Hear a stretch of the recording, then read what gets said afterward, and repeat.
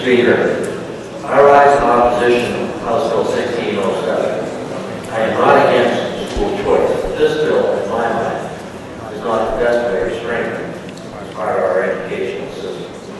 This bill would establish very complex education tax credit plan that would cost our New Hampshire some undeterminable amount of money for years to come, would damage our public schools, and would not provide significant benefits that I can see to our New Hampshire citizens. I'm not going to tell you that I'm an expert on this bill. I'm not, and that's part of the point. This bill is so large and complex, there are few of us can be sure that we comprehend it entirely. But based on my basic review, I see some worrisome things about it. First, the cost is indeterminable, but grows automatically and could become very large over time. The draft DOE fiscal note says the program would cost $2 to $3 million the first year and go up from there. All that problem that Representative from Ware mentioned, all this settles and it's downshifted to the property taxpayers. The claim that the program is being revenue neutral is by extracting state aid from our school systems for each child that leaves with scholarship initially funded by tax credits.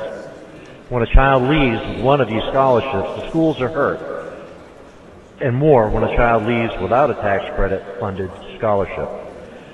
The school would lose state aid right away, and they would not lose otherwise. So either the state pays or the schools pay. Either way, it's a losing proposition. And for what benefit? The scholarships should go to families with up to $67,000 of annual income for a family of four. Some scholarships would go to the 2,000 or so who leave our public schools every year to go to private and homeschooling. Other scholarships would go to children already in private schools, and these kids don't need scholarships to go to private schools. They're already going, and I don't think it would probably make much difference. $2,500 would make much difference to someone going to St. Paul's. Our schools are losing kids every year just because of the demographics, and the tax credit program would aggravate that. It's a small amount at first, but it will grow and chew up a good portion, potentially, of our school system. The Granite State poll showed a couple of months ago that voters do not want this kind of program, and I see no reason to override their judgment.